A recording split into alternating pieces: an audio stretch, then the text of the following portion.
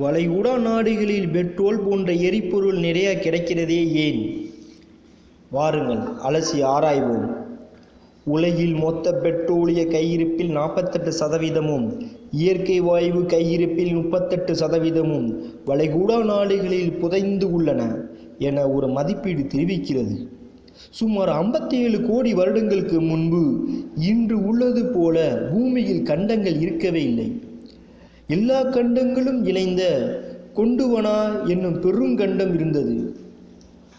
கண்டத்தட்டு இயக்கவியல், அதாவது plate tectonic என்ற இயக்கம் காரணமாக இந்த பெருங்கண்டங்கள் உடைந்து பிரிந்து இன்றைய கண்டங்கள் உருவாகின.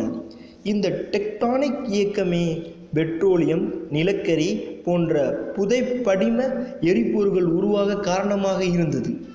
கொண்டுவனா பெருங்கண்டத்தின் ஒரு கடல் வடிநிலை பகுதியை ஒட்டி இன்றைய வளைகுடா நாடுகள் பகுதி இருந்தன. சுமார் 57 கோடி வருடங்களாக இந்த பகுதியில் கடல் மற்றும் நிலவாழ் உயிர்கள் கடலில் அடியில் படிந்து படிவமாகி நில அழுத்தத்தால் பெட்ரோலியமாக மாறின.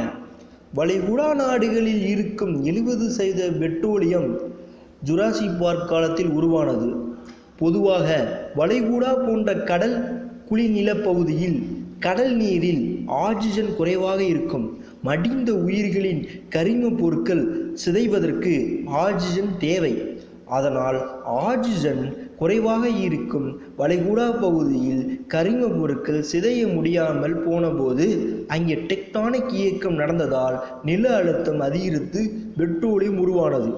வளைகுடா நாடுகளில் மட்டுமல்ல, எங்கெல்லாம் பல கோடி ஆண்டுகள் உயிர்கள் புதைந்து படிவமாக மாற முடிகிறதோ அங்கெல்லாம் காலம் காலமாக பெட்ரோலியம் உருவாகி புதைந்து உள்ளது. நன்றி, வணக்கம்.